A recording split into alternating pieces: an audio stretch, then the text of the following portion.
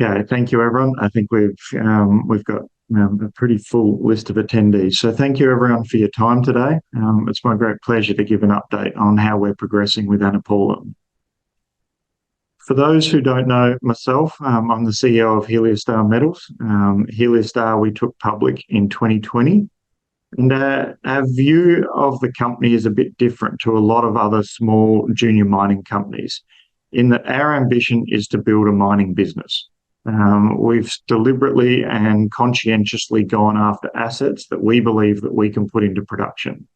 And so I think that's something that distinguishes us from a lot of other companies, and it helps explain the thought process and the logic of why we have the asset portfolio that we have, and why we're looking at it through that ownership lens as opposed to a lot of other companies who are looking for someone else to solve their problem. We are, in the big picture, looking to build a mid-tier gold producer. And so we've made a lot of progress over the summer. We made significant strides on the rescope, and this week we're able to put out 2 press releases.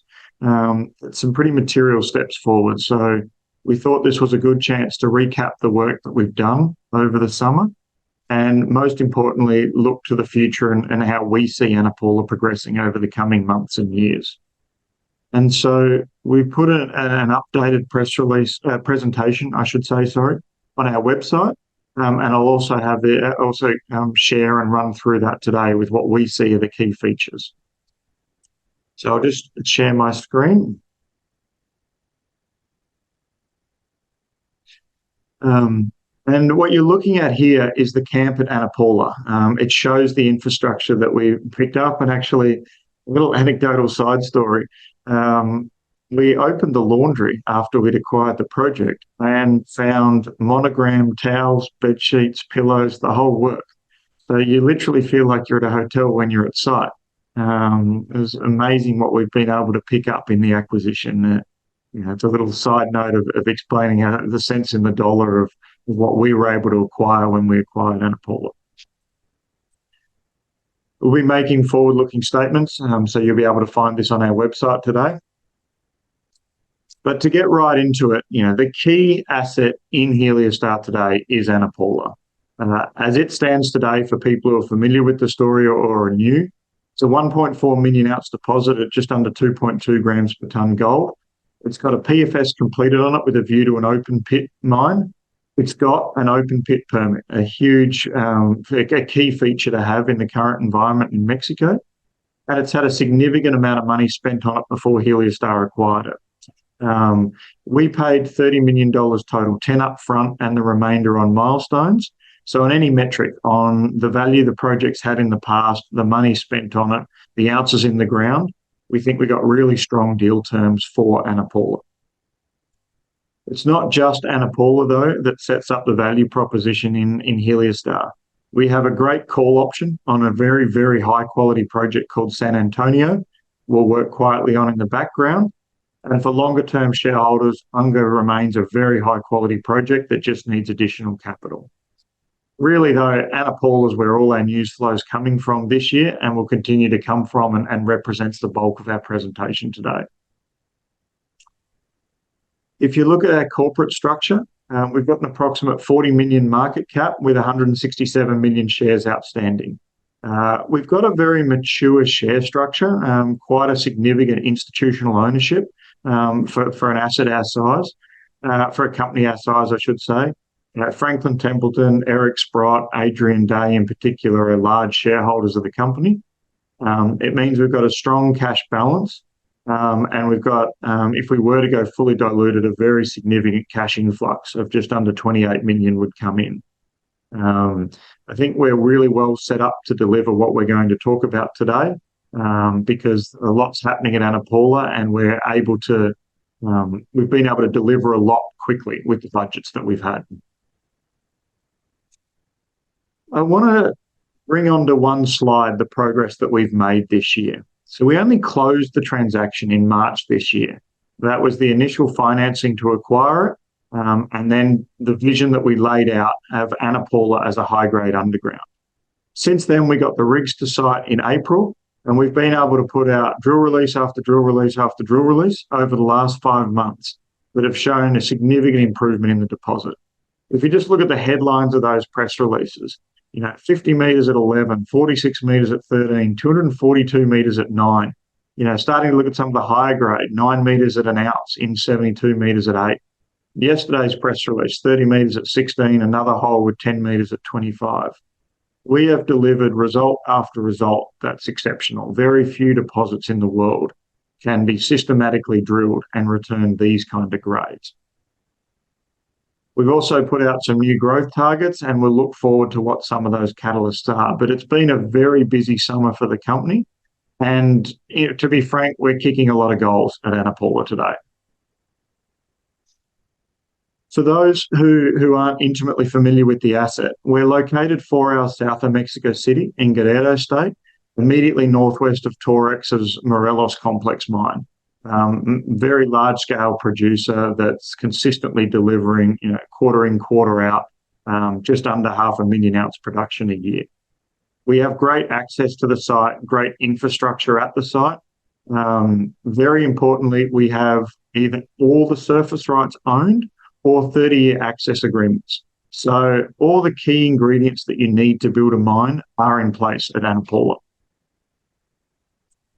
It's a slide that we've used a number of times, but it does a lot better job of me trying to explain the area. This shows the infrastructure, the location.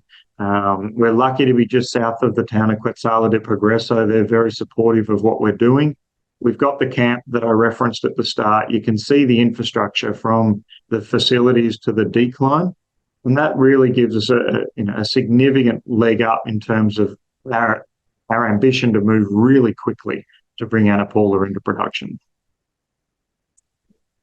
Again, for people who have followed us, I wanted to keep this slide in here because this is sort of our accountability. We laid out a rescope plan in April, and if you go back and look at that press release, we're ticking off those metrics.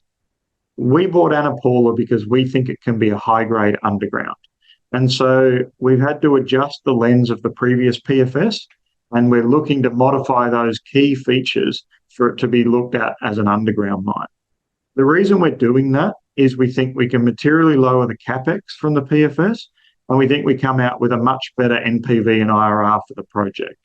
The key reasons for that is the amount of infrastructure it's got makes it cheaper for the capital to go underground. You need a smaller mill overall, and we also significantly technically de-risk the project with a much simpler mill flow sheet in mind. I've probably been really disciplined in how we've talked about the rescope over the last few months. What's really exciting about today's press release is we can add something in new.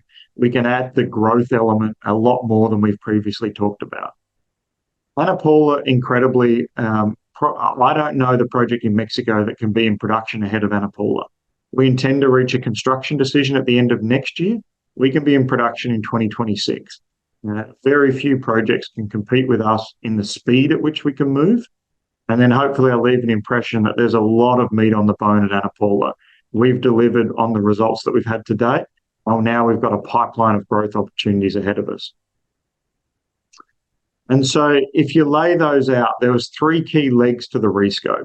The first is that we thought that there was room to expand the high-grade panel, and we'll talk through that in the subsequent slides. We thought we could bring high grade forward in the mine plan, in the underground mine plan, particularly relative to the PFS.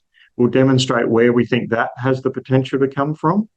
And lastly, metallurgy. We've got some encouraging indications, but the key of that is to be delivered this month. It'll all come together with a resource update in November this year. Again, this is a slide people will have seen before in our presentation. It's a good sort of orientation slide for the deposit. You're looking at the deposit here with all the low grade in green and all the grade that's potentially amenable to underground mining in red. It supports a 1 million ounce reserve within a 1.4 million ounce resource before any of the drill holes that we've drilled today. One of the features of the deposit is that this is not a narrow vein deposit and it's not a nuggety deposit. You get very wide, very consistent high-grade intercepts. And they particularly come from a shallow zone here called the high-grade panel that was 250 metres long by 100 metres tall by incredibly 60 metres wide. Very, very favourable for mining. And if we're to zoom into that area, here is a compilation of the results that we've put out to date. So our contention was twofold that we could expand the resource. The first was there was areas with large gaps in these infill target areas in the drilling. And the resource model had been conservative and had not projected good grades from the surrounding drill holes into that space. And so we had to infill those drill holes, and we thought that we had the ability to outperform the resource model at all levels, but I'm showing a very high cutoff here to show how much grade we think we can add. And every hole bar one that we've drilled that's gone into the high grade panel has materially exceeded what the model expected. That's a guide to the fact that we're going to be able to lift the resource that comes out in November. We think we can lift it through higher grade as well as volume addition. And so our first holes, we're across the ore body in the centre. Holes like 100 metres at 8 grams, 118 metres at 5.4. All of these including 40 to 50 metre sub-intercepts over 10 grams per tonne. Then we stepped up into the eastern part where we thought we could connect some of these key gaps. We thought there was the potential to infill this area and create a consistent panel of high grade. And the results definitely point to that. The shallower part of the long hole through the deposit, the 242 metres at 9 grams, really connected this zone here, about 25 metres at 8 grams in a zone that wasn't high grade. We drilled holes like 302 where there was no 5 gram plus material in the model and drilled 51 metres of it. So they're going to be very significant additions that drive that resource update. On Wednesday, we put out the first results from the down plunge target area. 98 metres at 6.5 grams, including 33 metres at over half an ounce. Stepping to the west, 9.5 metres at 25 grams, 7.5 metres at 5 grams within a couple of big broad intercepts. And so we've added 30 metres down plunge, and at these grades, that's pretty material. What we're seeing geologically is this is broadly hosted in a big Breccia unit with a fault running through it. And at the east and western end of it, it's starting to narrow into multiple narrower structures. So we think there's actually still some more room to the east and to the west that we can continue to expand. But the holes you're seeing now, plus a couple more drill holes to come, 306 and 307, will be what drives that resource update in November. And you can clearly see here that we're outperforming. So we internally expect to increase the current resource, both the global resource, and we'll also look to identify a subzone, which is the underground mineable part, which will be our new focus for a feasibility study next year. If we click ahead and if we talk about the mine design work, there's a lot of work going on in the background that's not yet reported because we don't want to trigger a new technical report that's looking at mining options and mining scenarios. The first thing that stands out is if you look at the high-grade panel, so you're seeing it here in section, and you're seeing it broken down in a chart by how many ounces at variable cutoff grades within the PFS resource. To be very clear, this doesn't include any of our drill holes. They'll further improve this in our expectation. You can see well over 5,000 ounces per vertical metre in the high-grade panel.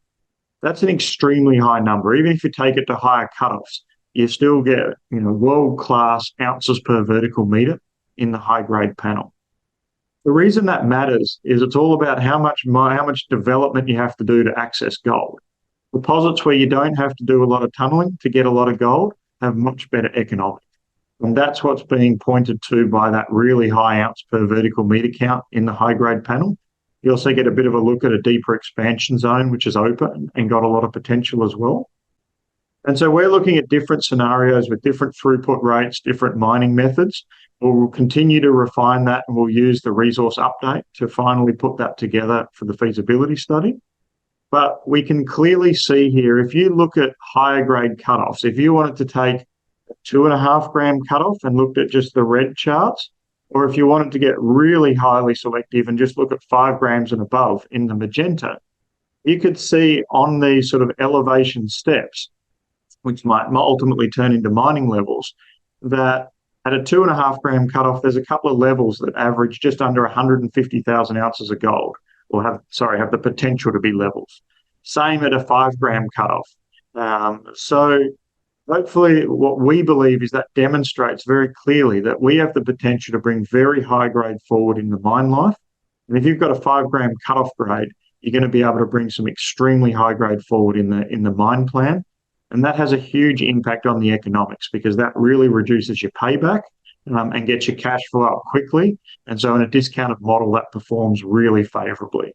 So we're going to further improve this in our estimation with the resource, but we can already see some very high-grade parts of the Ana Paula ore body that'll support early high-grade mining at Ana Paula. The third leg that I touched on was metallurgy. We've been very conservative. We don't like the previous PFS approach and some of it was using a chemical recovery approach to get better recoveries. We think that's adding an unnecessary risk to the project. Our view of going underground meant that we could look at a very conventional flotation and CIL circuit. There's hundreds of them already in operation in Mexico. So we've been very conservative, assuming a 70% recovery on the work that we've done. What we recognised, though, was that there's a number of opportunities to improve that. So the first of those is standard optimization path, looking at the potential to put regrind circuits in, looking at the basics that you would do for a conventional flotation and CIL circuit. We think gravity recoverable gold is going to come back higher in the higher grade domain because all the previous metallurgy to a very large degree focused on the low grade for the open pit, which it should have, but our focus is on the high grade. We're seeing evidence that there's an improved overall recovery with improved grades. So what we would like to believe is that's going to lead to a better overall outcome. In different modelling we've done, 5 to 10% improvement can be a 50 to 150 million improvement to NPV, hypothetically, for recoveries. So it can have a huge impact for us. We're waiting for these results at the end of this month, and they'll be very informative both for the cutoff grade for the resource, but also what a mill option would look like for us. We see reasons to be optimistic. We don't want to provide any guidance for that until we get that data back at the end of this month. It will be a key milestone for people who are watching Ana Paula. So that covers everything that I think we've talked about. And if people have followed our news, the rescope, taking it through as an underground mine, and then the ability to go forward next year and complete a feasibility study and reach a construction decision on an underground mine. We've been very, very focused on delivering these steps. But now for the first time, we can start to talk about maybe we get to 1 million ounces on focusing on the high-grade panel. How can we get to 1.5, 2 or 3 million ounces total? And that's where growth targets come from here. We're in a part of the world that's got very large ore bodies. If you just look at the reserves and resources, it's approximately 5 million ounces at Torex, 7 million ounces at Los Filos. If you look at them with their mined history, you're talking 10 to 20 million ounce deposits in our backyard. This is a part of the world that can create very large ore bodies.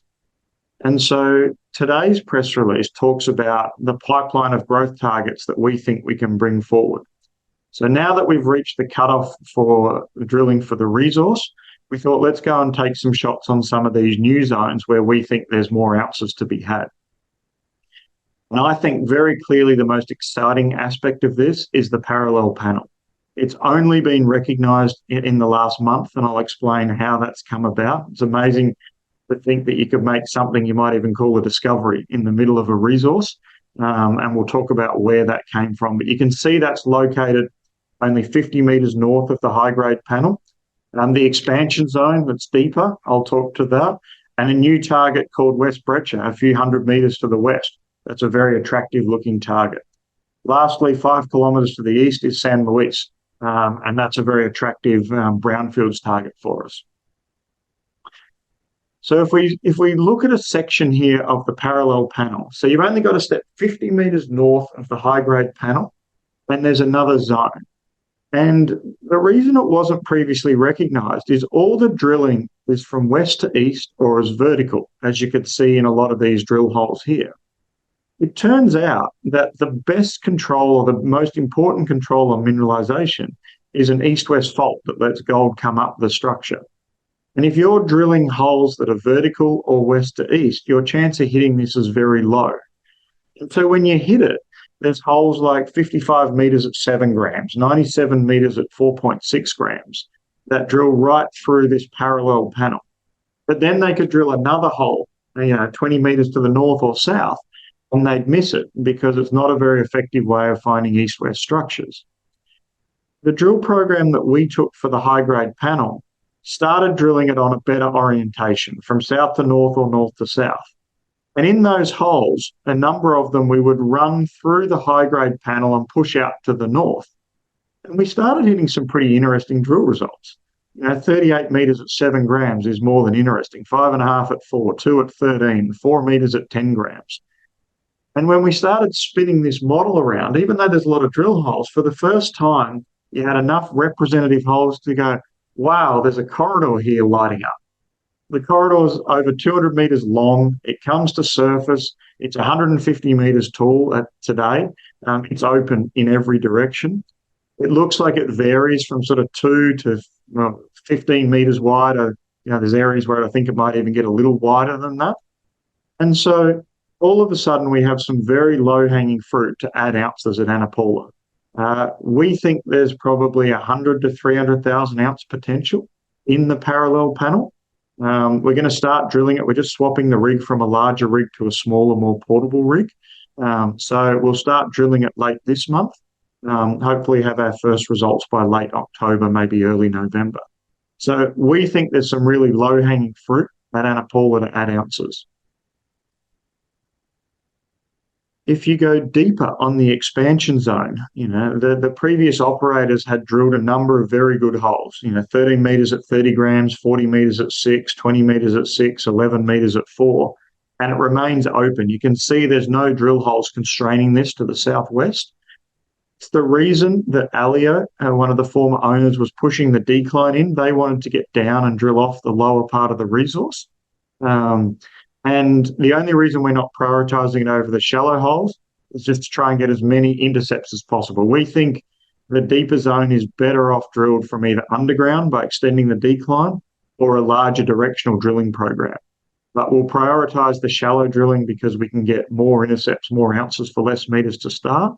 But the deeper part of Ana Paula is wide open. If you look at the Torex mine or the Los Filos mine, they're hosted in stratigraphy that's deeper than our drilling. So I personally think there's a huge amount of upside deeper in Ana Paula. You can arm wave for any resource. So like Media Luna is a 5 million ounce deposit at Torex, all sitting at a stratigraphically deeper level than Ana Paula. So that gives us a lot of potential to go deeper over time with Ana Paula. If you look at the West Breccia, here's 3 images. In the top right, you're looking at gold. In the bottom right, you're looking at a pathfinder, in this case, bismuth. And the bottom left, the chargeability. In that case, red is good, red is sulfide, sulfide is gold. Not always, but that's you want to be in that big red bubble. And so what we recognised is you can see the high-grade panel. It's got a lot of gold and it's got a really strong pathfinder signature. And there's a couple of holes a few hundred metres to the west that drill deep. They have some narrow gold intercepts, 2 metres at 3 to 4 grams per tonne. And they got a very strong pathfinder signature, but there's a 300-metre gap to the surface where there's also gold that's not drilled. You could easily hide another high-grade panel in that zone. So it's worth us putting a few holes to test that target because potentially there's an entire another zone to find there. Lastly, looking at San Luis, which is a more step-out regional target, the 5.5 kilometres east of Ana Paula. Our property boundary is on, it's not very well marked here, but is this stair-step structure to the southeast. And to the north of that, there's a 2.5 kilometre trend of very intense alteration and, more importantly, gold. There's rock chip zones of 3 metres at 11 grams, 1 metre at 9 grams, half a metre at 16 grams, and other supporting grade. That's never been drilled. To date, no one's drilled under those 3 zones. There is some drill holes, 13 metres at 1 gram, 3 metres at 3.3 grams. But again, this was chasing a different interpretation. They were looking for a contact between the intrusion and the sediments for a classic skarn. We see this as having a more gold epithermal vein signature, and very few of those holes, maybe 1 or 2 of those 30 holes, actually test the key structures with the high-grade gold. So this is probably the leading of our regional targets. It's got a big footprint. We'll look to drill this next year. We need to update the drilling, the permit for all our regional targets. And so we think this represents an excellent growth target going forward. So in terms of the pipeline, we'll have our resource update out in November. We think that there's, probably 1 to 200,000 ounces that we can probably add even beyond the current resource with the drill program next year on the high grade panel. We think there's another 100 to 300,000 ounces potential in the parallel panel. We think the expansion zone's open. Who knows how big that could come? We've got the West Breccia. We've got targets like San Luis here. We've got a lot of low-hanging fruit to explore and drill to see how big Ana Paula can ultimately become. It's actually going to be a very exciting 6, 12, 18 months to work through these targets and to bring ounces onto the books to even grow the resource from November.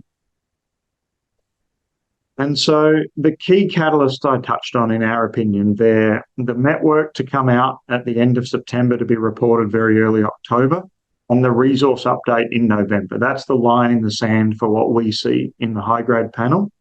And then we can continue to add with these growth targets that we see coming. And so we have a couple of decisions to make late this year. Do we push and deliver a PFS early next year? Do we roll straight into a full feasibility study? We haven't made that decision yet, but we want to get to a construction decision at the end of next year. We're going to submit our permit modifications for the underground at the end of this year, so we believe we'll have them in hand by the end of next year. So we can very quickly be at a construction decision on a growing gold resource. We also can look at options. Maybe we get more aggressive and we push the decline down in to take a sample of the high-grade panel. It would give us the platform for deeper drilling. It would make for a more robust feasibility study. So we have a lot of options in front of us. They're all predicated around our ability to grow the resource and to move very quickly into a production scenario. They're the two things that I believe are very unique about Ana Paula, and they're what we're really trying to emphasize. It's very rare to find a project that can drill 100-meter, 5 to 15 gram intercepts, say 50 to 100 meter wide, 5 to 15 gram intercepts. That's continuing to grow, that can move this quickly into production with what we believe will be extremely attractive economics. So we've got, I think, a very low market cap for the opportunity that sits in front of the company today. We're kicking some very serious goals at site, and the more work we do, the more potential we find. It's actually been very exciting to work at Ana Paula at the moment. We would like to pause now and take any questions, and happy to take a deep dive on any areas of this that people are interested in. So there's a chat box. If you click on the Q&A button, please type your questions in and we'll work through and answer those questions. We think that, we're happy to take those questions, and then we'll wrap up with a summary at the end. Thank you.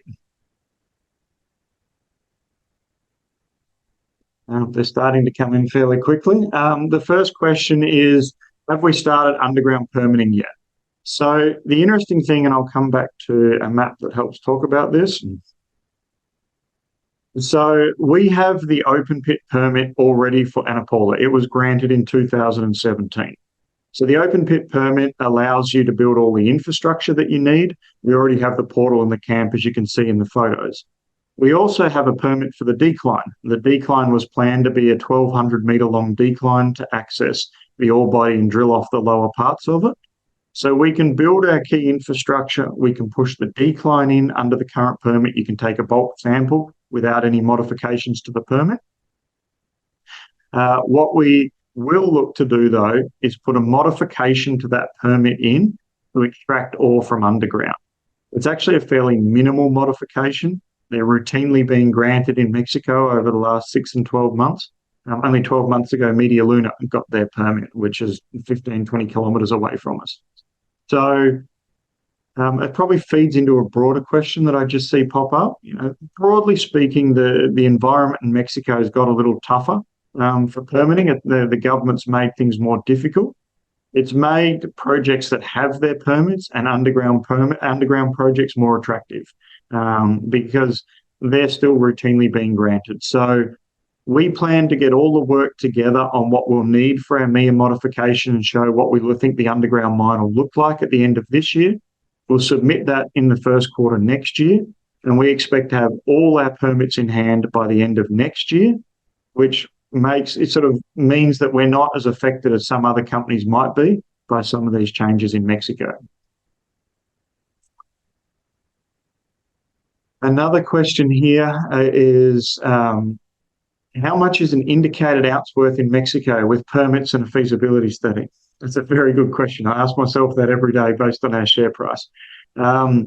If you look at discount rates, I think there's two ways of looking at it. You can look at it as the value of the ounce in the ground, or you can look at it as the value relative to your NPV scenario.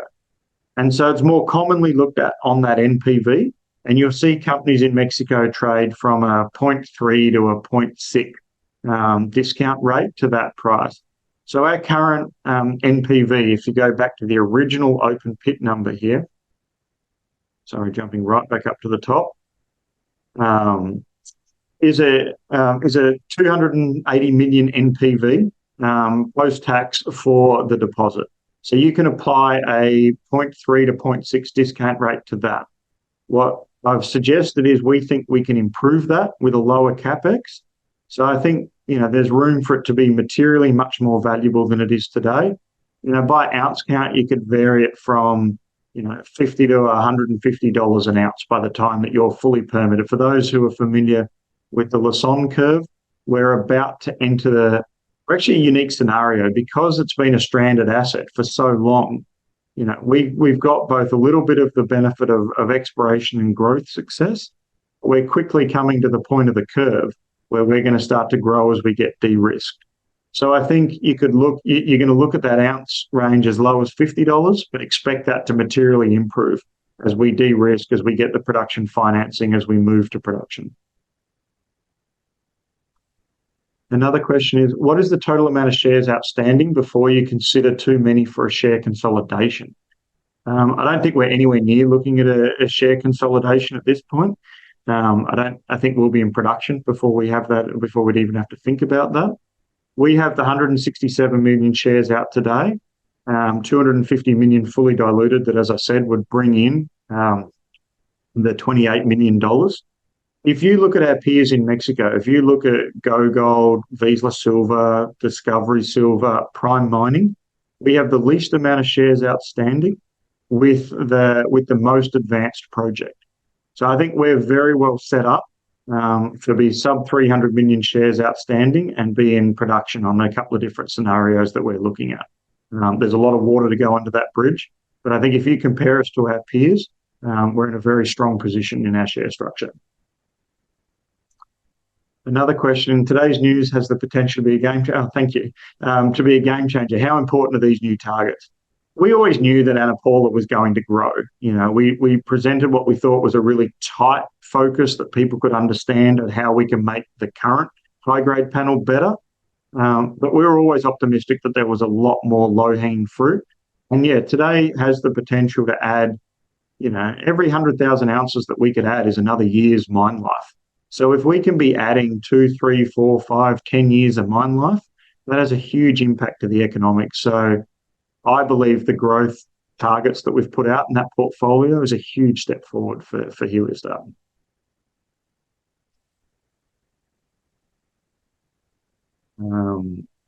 Excellent developments at Ana Paula. West Breccia looks sexy.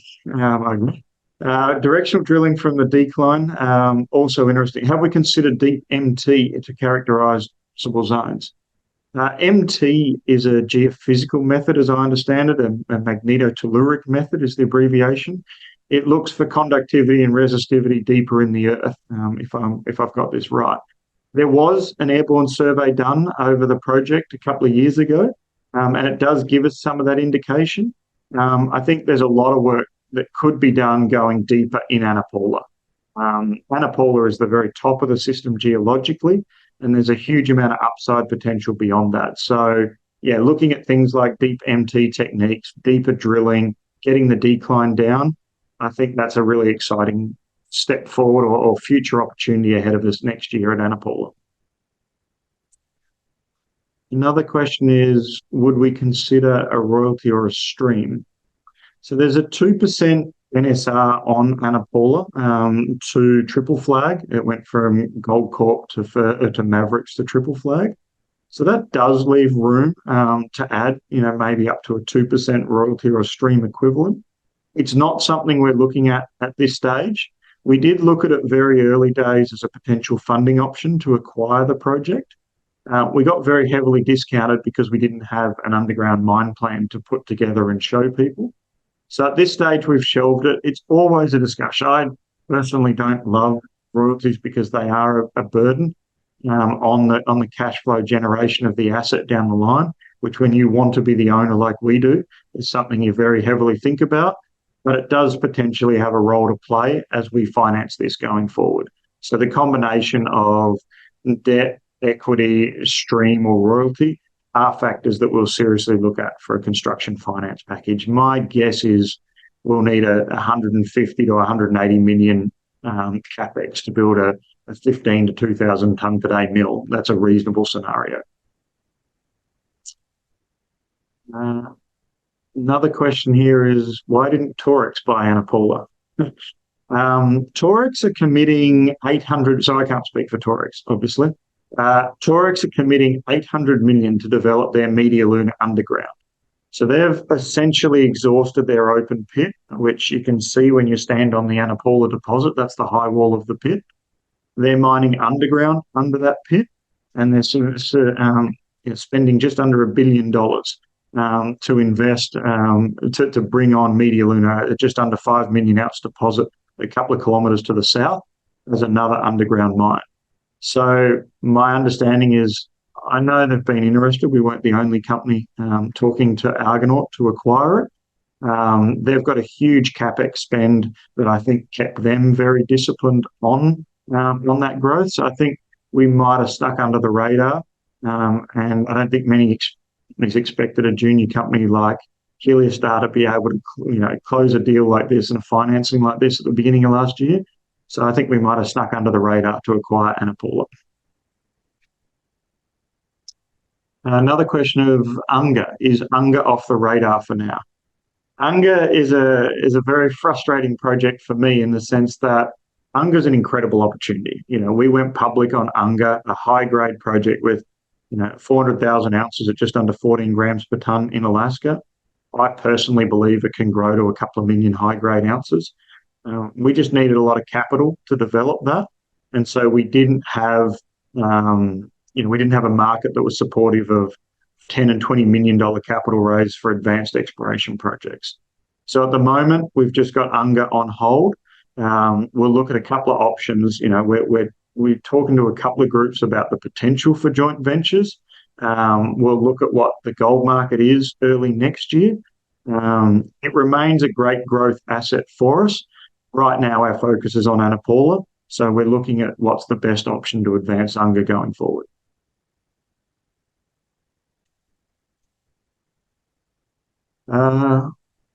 Would you consider AI technology to improve the drilling? I could talk about this for a long time. That's a very interesting question. If you come back and look at AI, in my opinion, is very useful in data-rich environments. I think it helps a lot where you have a lot of information to work through.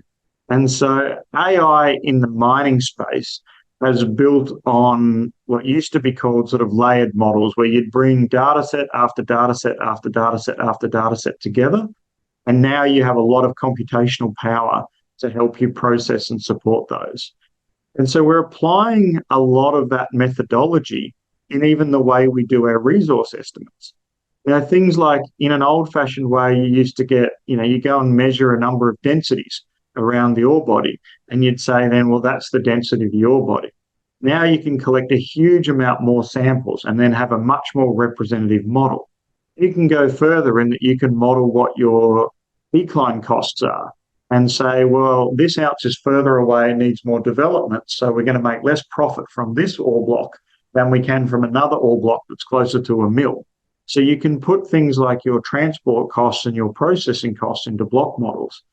And so while it's not strictly AI, there's computational power that's leading towards an AI level of intelligence can build layer after layer after layer that can impact your understanding of your ore body, how you model your ore body, and how you mine ore body. So no, we're not applying AI.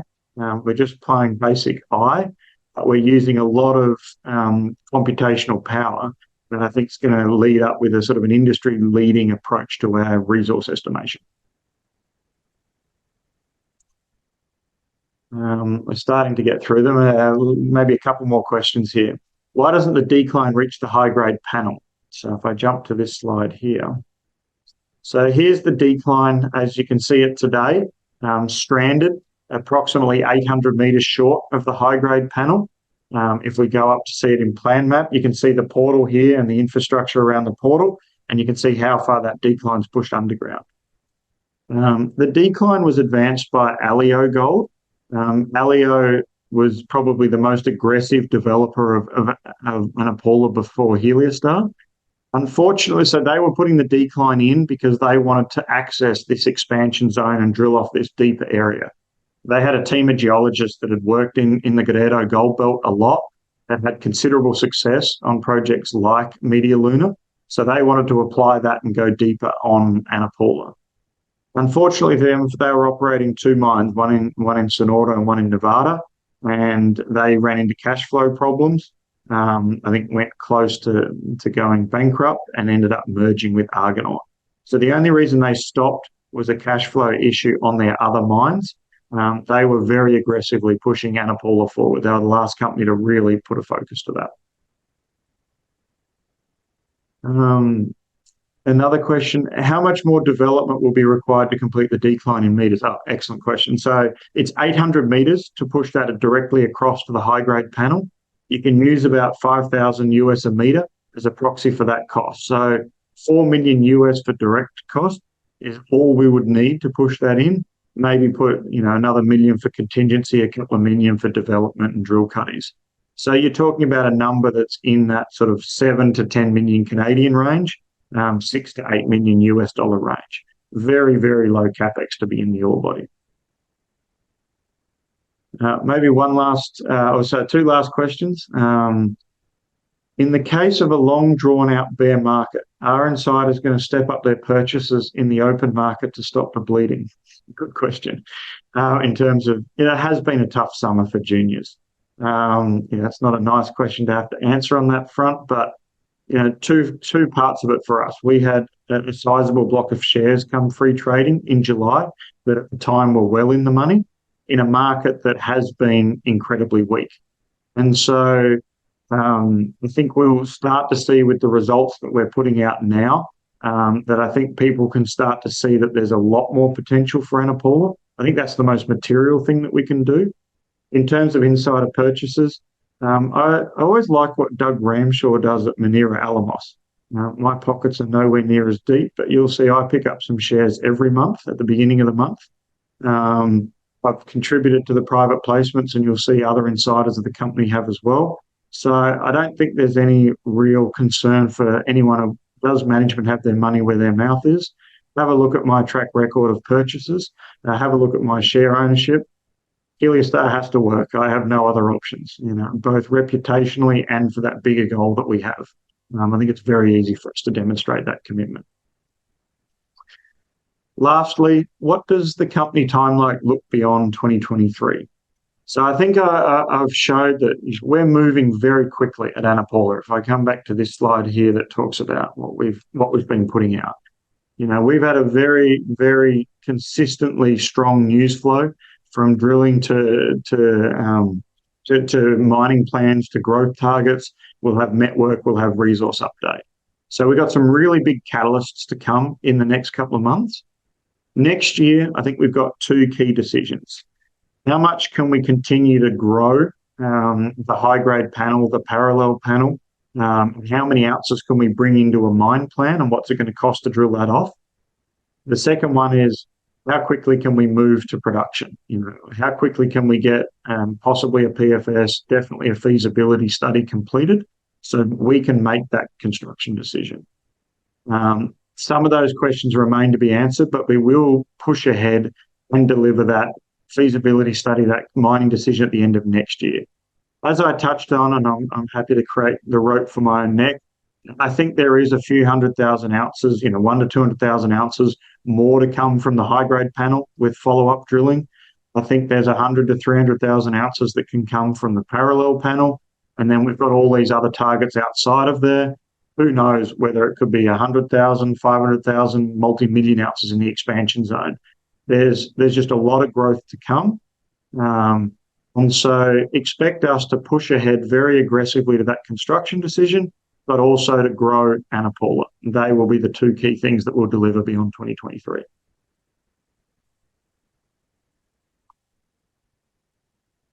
Thank you all very much for your time today. Sorry there might be a little bit of repetition in there. I was down at site 2 weeks ago. The team's doing an incredible job. We're moving really quickly. The opportunity's opening up. I think it's going to be few projects can move like Ana Paula, as I said before, and we look forward to delivering that going forward. So thank you very much for your time and your shareholding.